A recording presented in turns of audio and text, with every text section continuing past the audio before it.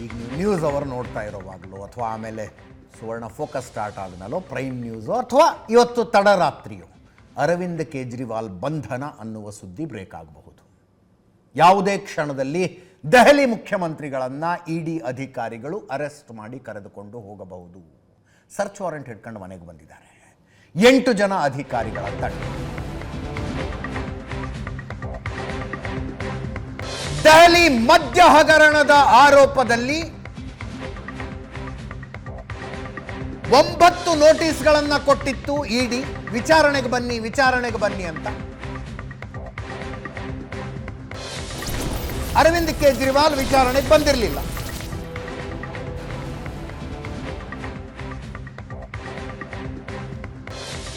ಇಡಿ ಅವರು ಯಾವುದೇ ಬಲವಂತದ ಕ್ರಮ ಕೈಗೊಳ್ಳಬಾರದು ಅಂತ ಇಡಿ ಅವರಿಗೆ ಡೈರೆಕ್ಷನ್ ಕೊಡಿ ಅಂತ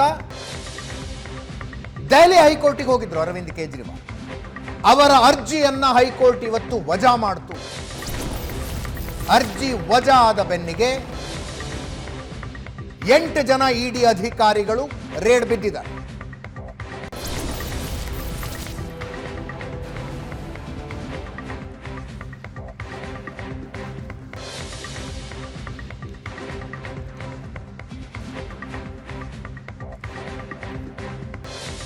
ಅರವಿಂದ್ ಕೇಜ್ರಿವಾಲ್ ಮನೆಯಲ್ಲೇ ಇದ್ರು. ಮನೆಯಲ್ಲೇ ಅವರ ವಿಚಾರಣೆ ಮಾಡ್ತಾ ಇದ್ದಾರೆ.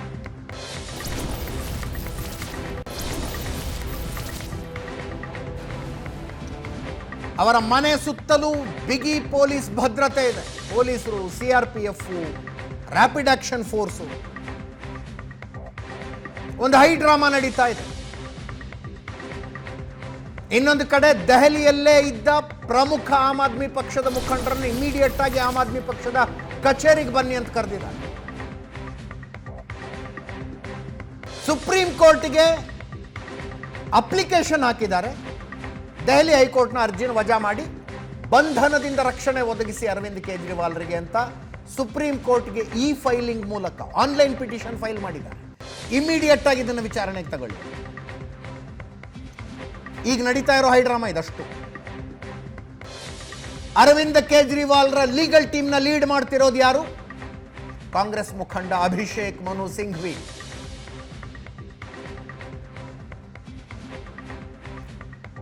ಹೈಕೋರ್ಟ್ ಅರವಿಂದ್ ಕೇಜ್ರಿವಾಲ್ರಿಗೆ ಬಂಧನದಿಂದ ರಕ್ಷಣೆ ಕೊಡಲಿಲ್ಲ. ಸುಪ್ರೀಂ ಕೋರ್ಟ್ ಕೊಡಬಹುದು ಅನ್ನುವ ನಿರೀಕ್ಷೆಯಲ್ಲಿ ಸುಪ್ರೀಂ ಕೋರ್ಟ್ ಕದ ತಟ್ಟಿದೆ. ನೋಡಿ, ಈಗ ಸುದ್ದಿ ಬರ್ತಾ ಇದೆ. ಅರವಿಂದ್ ಕೇಜ್ರಿವಾಲ್ ಮನೆ ಸುತ್ತಲೂ ಸೆಕ್ಷನ್ 144 ಹಾಕಿದ್ದಾರೆ.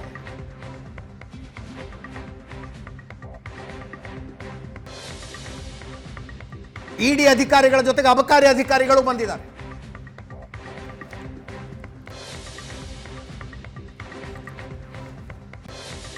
ಯಾವುದೇ ಕ್ಷಣದಲ್ಲಿ ಅರವಿಂದ್ ಕೇಜ್ರಿವಾಲ್ ಬಂಧನ ಆಗಬಹುದು.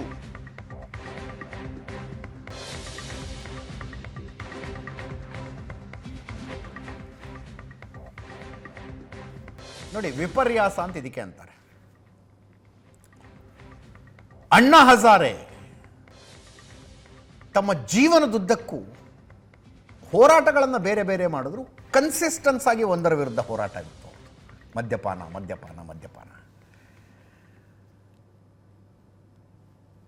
ಮದ್ಯದ ವಿರುದ್ಧನೇ ಹೋರಾಟ.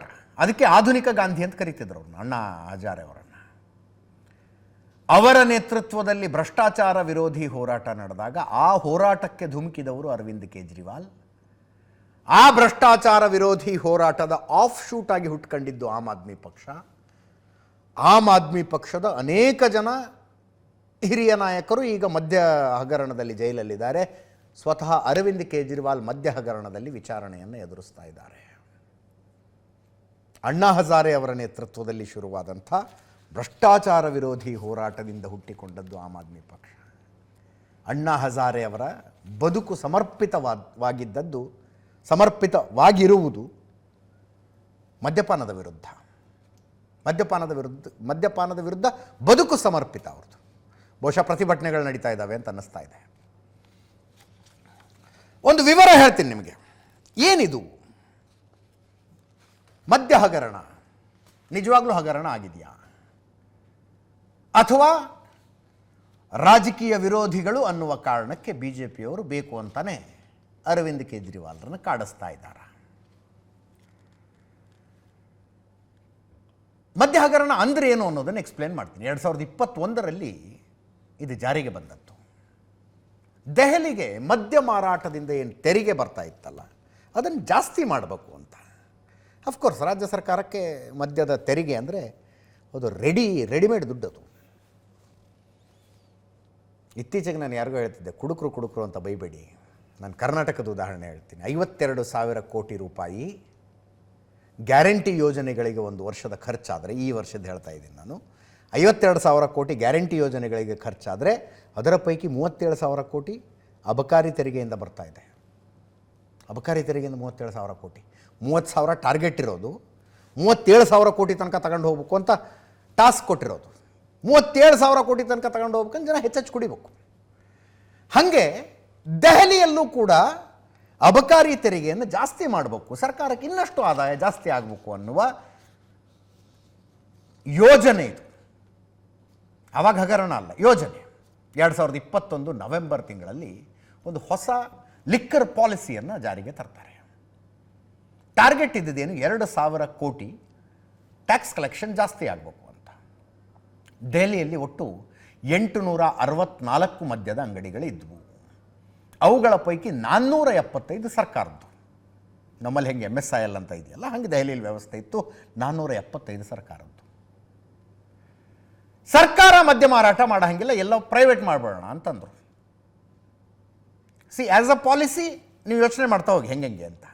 ಸರ್ಕಾರ ಮದ್ಯ ಮಾರಾಟ ಮಾಡೋಂಗಿಲ್ಲ, ಸರ್ಕಾರಿ ಮದ್ಯ ಮಾರಾಟದ ಅಂಗಡಿಗಳು ಎಲ್ಲ ಕ್ಲೋಸ್, ಎಲ್ಲವನ್ನು ಪ್ರೈವೇಟ್ನವ್ರಿಗೆ ಕೊಟ್ಟು ಬಿಡೋಣ. Looks fine. ಹೊಸ ಮದ್ಯದ ನೀತಿಯ ಪ್ರಕಾರ 849 ಅಂಗಡಿಗಳಿಗೆ ಲೈಸೆನ್ಸ್ ಕೊಟ್ಟರು. ಇಡೀ ದೆಹಲಿಯನ್ನು 32 ವಲಯಗಳಾಗಿ ವಿಭಾಗಿಸಿ ಹರಾಜು ಮೂಲಕ ಲೈಸೆನ್ಸ್ಗಳನ್ನು ಕೊಟ್ಟರು. ಹೊಸ ಮದ್ಯದ ನೀತಿಯಿಂದ 9,500 ಕೋಟಿ ಆದಾಯ ಬರುತ್ತೆ ಅಂತ ರಾಜ್ಯ ಸರ್ಕಾರ ಹೇಳ್ತು. 9,500 ಕೋಟಿ ಆದಾಯ ತರೋದಕ್ಕೆ ನಾವು ಒಂದು ವ್ಯವಸ್ಥೆ ಮಾಡಿದ್ದೀವಿ ಅಂತ. ಒಂದು ಹಿಂದಿಗಿಂತಲೂ ಹೆಚ್ಚು ದುಡ್ಡು ಬರಬೇಕು ಅಂದರೆ ಹೆಚ್ಚು ತೆರಿಗೆ ಹಾಕಬೇಕು. ಈ ನೀತಿಯಲ್ಲಿ ಹಂಗಿರಲಿಲ್ಲ. ತೆರಿಗೆ ತುಂಬ ಕಡಿಮೆ ಮಾಡಿಬಿಟ್ರು. ಸರ್ಕಾರಕ್ಕೆ ಬರಬೇಕಾಗಿದ್ದ ಟ್ಯಾಕ್ಸ್, ತೆರಿಗೆ ಟ್ಯಾಕ್ಸ್ ಕಡಿಮೆ ಮಾಡಿದರೆ ದುಡ್ಡು ಹೆಂಗೆ ಜಾಸ್ತಿ ಬರುತ್ತೆ? ರಾತ್ರಿ 3 ಗಂಟೆವರೆಗೂ ಮದ್ಯ ಮಾರಾಟ ಅಂದರು. ಹೆಂಗೆ 11-12 ಕ್ಲೋಸ್ ಆಗ್ತವೆ ಅನಿಸುತ್ತೆ ಬೆಂಗಳೂರಿನಲ್ಲಿ. ದೆಹಲಿಯಲ್ಲಿ ಮಧ್ಯರಾತ್ರಿ 3 ಗಂಟೆ ತನಕನೂ ಮಾರಬಹುದು ಅಂದರು. ಸ್ವಿಗ್ಗಿ ಝೊಮ್ಯಾಟೋದಲ್ಲಿ ತಿಂಡಿ ಊಟ ತರಿಸ್ಕೊತೀವಿ. ದೆಹಲಿಯಲ್ಲಿ ಹಾಗೆ ಆನ್ಲೈನ್ನಲ್ಲಿ ಹೋಮ್ ಡೆಲಿವರಿ ಮೂಲಕ ಬಾಟಲ್ ತರಿಸ್ಕೋಬೋದಿತ್ತು. ಈ ಮದ್ಯ ನೀತಿಯ ಪ್ರಕಾರ ಬಾಟಲ್ ತರಿಸ್ಕೊಳ್ಳಿ, ಮನೆಗೆ ಹೋಮ್ ಡೆಲಿವರಿ ತರಿಸ್ಕೊಳ್ಳಿ ಅಂತ. ಮದ್ಯ ಕೊಳ್ಳೋದಕ್ಕಂದ್ರೆ ಹೋಗಿ ಲಿಕ್ಕರ್ ತಗೊಳ್ಬೇಕಂದ್ರೆ ಮಿನಿಮಮ್ ಏಜ್ 25 ಇತ್ತು. 25 ವರ್ಷ ದಾಟದವರಷ್ಟೇ ಲಿಕ್ಕರ್ ತಗೊಳ್ಬಹುದು. ಡೌಟ್ ಬಂದರೆ ಡೇಟ್ ಆಫ್ ಬರ್ತಿಗೆ ಪ್ರೂಫ್ ಕೇಳ್ತಾ ಇದ್ರು ಅಂಗಡಿಯವರು. 25 ಒಳಗಿದ್ದರೆ, 24ನೇ ವಯಸ್ಸಿನ ಮದ್ಯ ತಗೊಳಕ್ಕೆ ಬಂದರೆ ಕೊಡ್ತಿರ್ಲಿಲ್ಲ. ಅರವಿಂದ್ ಕೇಜ್ರಿವಾಲ್ ಸರ್ಕಾರ ಅದನ್ನು ಕಿತ್ತಾಕಿ 18 ವರ್ಷದ ಮೇಲಿನವ್ರು ತಗೊಳ್ಬಹುದು ಅಂತ ಮಾಡಿದ್ರು. 18 ವರ್ಷದ ಮೇಲಿನವ್ರು ಲಿಕ್ಕರ್ ತಗೊಳ್ಬಹುದು ಅಂತ. ಇದಷ್ಟದರ ಪರಿಣಾಮ ಏನಾಯಿತು? ಲಿಕ್ಕರ್ ಸೇಲ್ ಜಾಸ್ತಿ ಆಯಿತು. ಡೆಫಿನೆಟ್ಲಿ ಸೇಲ್ ಜಾಸ್ತಿ ಆಯಿತು. 132 ಲಕ್ಷ ಲೀಟರ್ ಇತ್ತು ಹಳೆ ಮದ್ಯ ನೀತಿ ಇದ್ದಾಗ ಮಾರಾಟ. 132 ಲಕ್ಷ ಲೀಟರ್ ಮಾರಾಟ ಆಗ್ತಿತ್ತು ಒಂದು ತಿಂಗಳಿಗೆ. ಹೊಸ ಲಿಕ್ಕರ್ ಪಾಲಿಸಿ ಬಂದ ನಂತರ 245 ಲಕ್ಷ ಲೀಟರ್ ಮಾರಾಟ ಆಯಿತು. 132ರಿಂದ 245 ಲಕ್ಷ ಲೀಟರ್. ಲೆಕ್ಕ ಹಾಕಳಿ ಎಷ್ಟು ಜಾಸ್ತಿ ಆಯಿತು ಅಂತ. ಮದ್ಯ ಮಾರಾಟ ಆಪರಿಶೂಟಪ್ ಆಗಿಬಿಡ್ತು.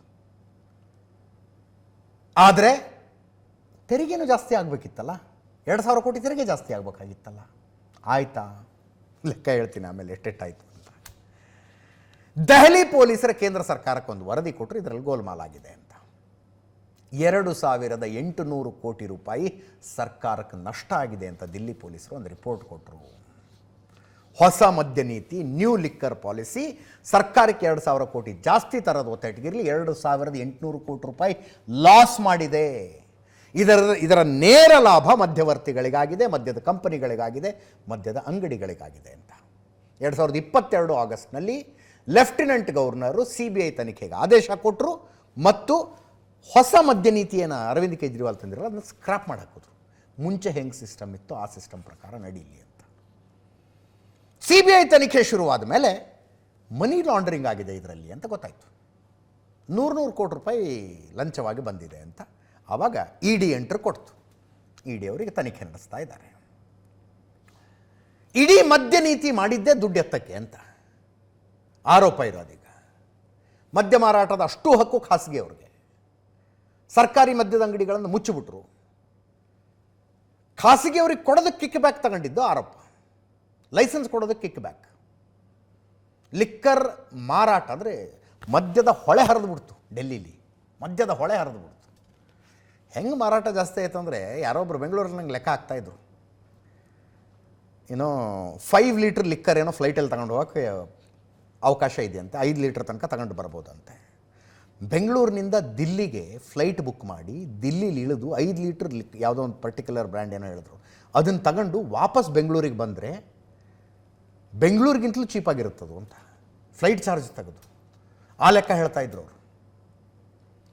ಮದ್ಯದ ಬೆಲೆ ಹೆಂಗೆ ಕಡಿಮೆ ಆಯಿತು ಅಂತ ಹೇಳ್ತೀನಿ. ಮದ್ಯದ ಹೊಳೆ ಹರಿತು. ಆರೋಪ ಇರೋದು 100 ಕೋಟಿ ರೂಪಾಯಿ ಆಮ್ ಆದ್ಮಿ ಪಕ್ಷಕ್ಕೆ ಫಂಡ್ ಬಂತು ಅಂತ. ಉದ್ಯಮಿ ಅಮಿತ್ ಅರೋರಾ ಅವನ ಜೊತೆಗೇ ಕೂತ್ಕೊಂಡು ಹೊಸ ಲಿಕ್ಕರ್ ಪಾಲಿಸಿಯನ್ನು ಡ್ರಾಫ್ಟ್ ಮಾಡಲಾಗಿತ್ತು. ಅಮಿತ್ ಅರೋರಾನೇ ಮದ್ಯ ವ್ಯಾಪಾರಿಗಳಿಂದ ಕಿಕ್ ಬ್ಯಾಕ್ ಸಂಗ್ರಹಿಸಿ ತಂದುಕೊಟ್ಟ. ಜೊತೆಗೆ 32 ವಲಯಗಳನ್ನು ಮಾಡಿದ್ರಲ್ಲ ದಿಲ್ಲಿಯಲ್ಲಿ, ಅದರಲ್ಲಿ 2 ವಲಯದ ಮದ್ಯದ ಅಂಗಡಿಗಳ ಲೈಸೆನ್ಸು ಅಮಿತ್ ಅರೋರಾಗೆ ಸಿಕ್ಕಿತ್ತು. ಮನೀಶ್ ಸಿಸೋಡಿಯಾಗೆ ಅಮಿತ್ ಅರೋರಾನ ಕರ್ಕೊಂಡು ಬಂದು ಪರಿಚಯ ಮಾಡಿಸಿದ್ದು ಸಂಸದ ಸಂಜಯ್ ಸಿಂಗ್. ಸಂಸದ ಈಗ ಅರೆಸ್ಟಾಗಿ ಒಳಗಿದ್ದಾರೆ. ಆಮ್ ಆದ್ಮಿ ಪಕ್ಷದ ಪಾರ್ಟಿ ಫಂಡ್ಗೆ 82 ಲಕ್ಷ ರೂಪಾಯಿಗಳನ್ನು ಅಮಿತ್ ಅರೋರಾ ಕೊಟ್ಟಿದ್ದ. ಮುಖ್ಯಮಂತ್ರಿಗಳ ನಿವಾಸದಲ್ಲೇ ಅರವಿಂದ್ ಕೇಜ್ರಿವಾಲ್, ಸಂಜಯ್ ಸಿಂಗ್ ಮತ್ತು ಅಮಿತ್ ಅರೋರಾ ಭೇಟಿಯಾಗಿ ಕೂತ್ಕೊಂಡು ಮಾತಾಡಿದ್ರು ಅನ್ನೋದು ಆರೋಪ. ಅರವಿಂದ್ ಕೇಜ್ರಿವಾಲ್ರ ಮನೆಯಲ್ಲೇ ಹೊಸ ಲಿಕ್ಕರ್ ಪಾಲಿಸಿ ಆಗಿತ್ತು. ಈಗ ಉಪಮುಖ್ಯಮಂತ್ರಿಯಾಗಿದ್ದ ಮನೀಶ್ ಸಿಸೋಡಿಯಾ ಅರೆಸ್ಟು. ಹೆಂಗೆ ಬೇಕೋ ಹಾಗೆ, ಅಂದರೆ ವ್ಯಾಪಾರಿಗಳಿಗೆ ಅನುಕೂಲ ಆಗುವಂತೆ ಲಿಕ್ಕರ್ ಪಾಲಿಸಿನ ಚೇಂಜ್ ಮಾಡಿಕೊಟ್ರು ಅಂತ. ವಿಜಯ್ ನಾಯರ್ ಅರೆಸ್ಟು. ಸಮೀರ್ ಮಹೀಂದು ಅರೆಸ್ಟು. ಸಿಸೋಡಿಯಾ ಆಪ್ತ, ಮಿಡ್ಲ್ ಮ್ಯಾನ್, ಮಧ್ಯವರ್ತಿ. ಅಮಿತ್ ಅರೋರಾ ಹೇಳಿದ್ನಲ್ಲ, 2 ವಲಯದ ಲೈಸೆನ್ಸ್ ತಗೊಂಡಿದ್ದ, ಅರೆಸ್ಟು.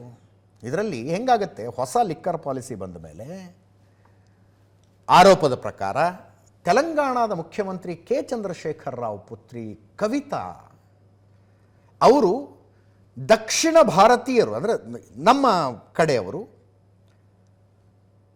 ದೆಹಲಿಯಲ್ಲಿ ಮದ್ಯದ ಹೊಸ ಪಾಲಿಸಿಯ ಲಾಭ ಮಾಡಿಕೊಳ್ಳೋದಕ್ಕೆ ಒಂದು ಸೌತ್ ಕಾರ್ಟಲ್ ಅನ್ನೋದು ಒಂದು ಗ್ರೂಪ್ ಮಾಡ್ಕೊಂಡ್ರಂತೆ. ಸೌತ್ ಕಾರ್ಟಲ್ ಇಲ್ಲಿ ದುಡ್ಡು ಕಲೆಕ್ಟ್ ಮಾಡಿ ಲಂಚವಾಗಿ ಕೊಟ್ಟು ಅವರು ಕೂಡ ಲೈಸೆನ್ಸ್ಗಳನ್ನು ತಗೊಂಡ್ರು ಅಂತ.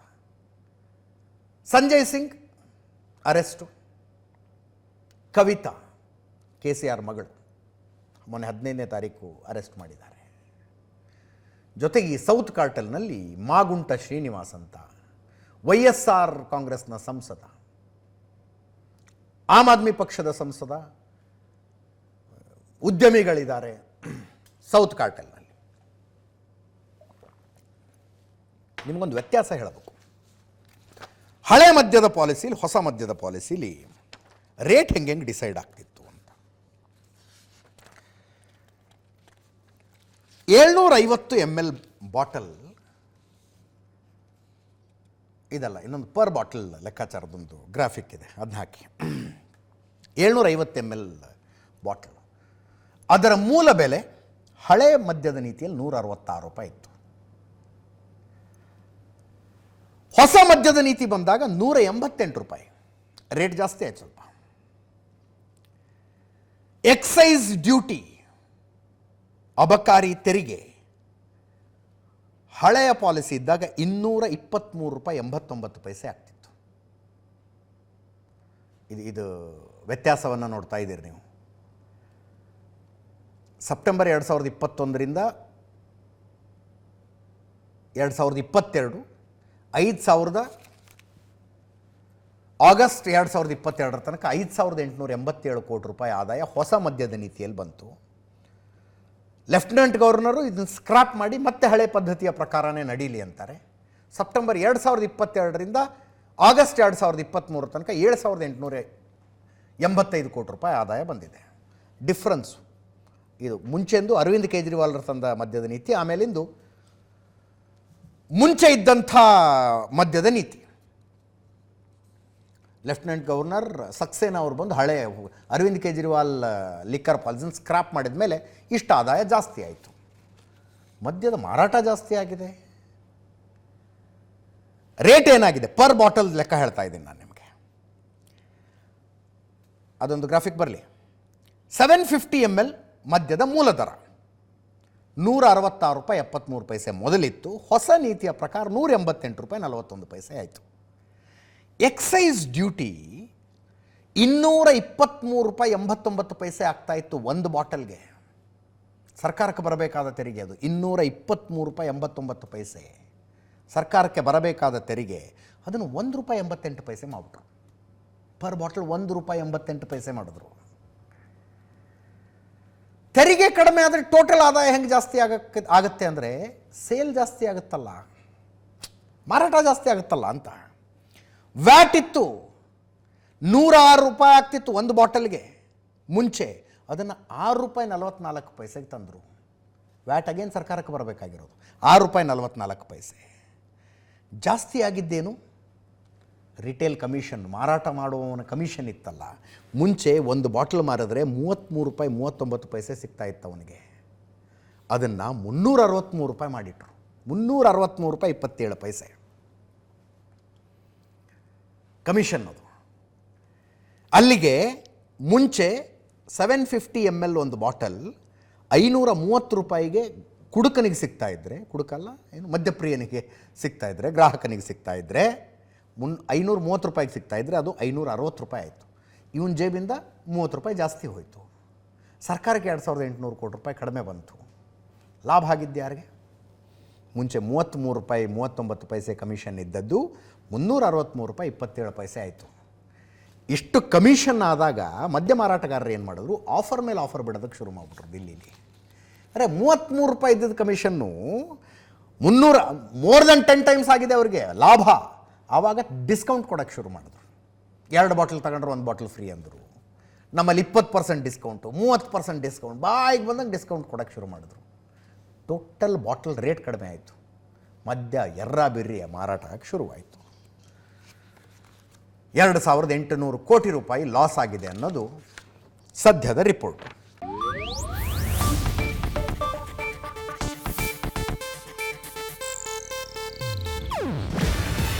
ಇದು ಏಷ್ಯಾನೆಟ್ ನ್ಯೂಸ್ ನೆಟ್ವರ್ಕ್ ಪ್ರಸ್ತುತಿ.